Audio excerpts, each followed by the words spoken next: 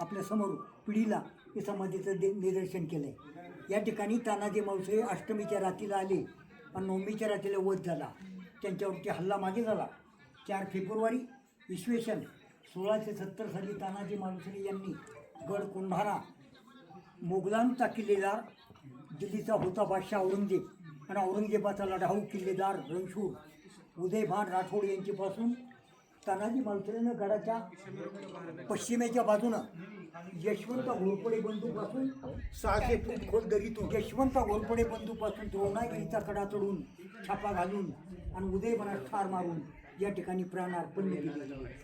म्हणून त्यांच्या अद्भुत अशा पराक्रमाची स्मारकशिला म्हणून महाराजांनी तानाजी मालुसरेंच्या स्मरणार्थी या ठिकाणी देह समाधीची स्थापना केली। कारण श्रींची इच्छा आणि महान विरत्न तानाजी मालुसरे 560 मावळे घेऊन आपल्या घरी आनंदाचा क्षण असताना मुलाचं लग्न होतं।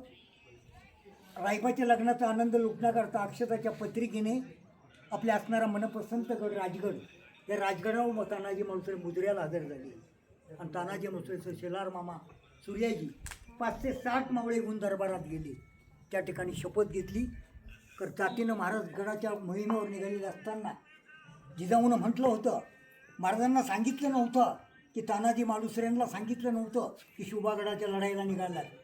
तितक्यात हा संघर्ष झाला आणि तानाजी मालुसरेंनी म्हटलं गेलं, राज स्वराज्यातले लाख मेले तरी चालतील, पण लाखाचा पोशिंदा जगला पाहिजे। तेव्हा तानाजी मालुसरेंनी मुजरा केला, राज आधी लगीन कोंढाण्याचं आणि मग माझ्या रायबाचं। असा संघर्ष करून 560 मावळे दोन्ही बाजूनी गडावर हल्ला करून हा गड विजयी केला आणि गडावरती स्वराज्याचा भगवा फडकला। किल्ले राजगडाला जाग आली। राजगडावरनं जिजाऊन आनंदानं महाराजांना पाठवलं, शोभा आता तुम्ही जाऊ शकता गडाला, माझा लाडका कोंढाणा सर झाला। गडातला गड गेला, पहाड झाली होती। पहाटेच्या चांदण्यामध्ये सूर्याजी म्हणतो, मावळे काक पळतायत, गडबड उडाली आणि सूर्याजीने जाऊन तो परतीचा दोर कापला। 60 मावळा परतीला लागलेला सूर्याजी म्हणतो, हिजड्यांनो अरे मागे फिरा, की तुमचा बाप रक्ताच्या थवड्यात म्हणून पडलाय। मी परतीचे दोर केव्हाच कापून टाकले गेले। 60 मावळे दरीत कोसळून मेले। सूर्याजीनं न खंत विचार करता शेलार मामाला सूचना केली की मामा तुम्ही सैनिक घेऊन कल्याणदर्शनी थांबा। शेलार मामाने सोबतचे 200 मावळे बरोबर घेतले आणि सूर्याजीनं जाऊन आतून दरवाजा उघडला। उदयभानाला समजलं आपला विजय झाला।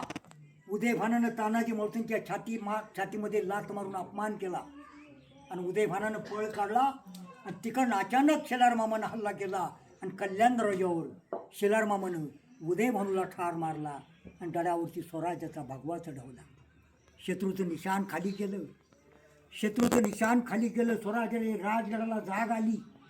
राजगडावरनं जिजाऊनं महाराजांना सोडलं, शोभा आता तुम्ही जाऊ शकता गडाला, माझा कोंढाणा फत्ते झाला, कोंढाणा फत्ते झाला, फत्ते झाला असं म्हणून त्या ठिकाणी जिजाऊनं आनंद लुटला। महाराजांना पाठवलं, सूर्यकिरण फुटलं होतं। महाराजांना सह्याद्रीचं हृदय सोडलं होतं। सह्याद्रीच्या हृदयानं आपल्या लाडक्या कृष्णा घोडीला टाच मारून खुगीर घालून महाराजांचं पाऊल पुणे दरवाजाला पडलं होतं।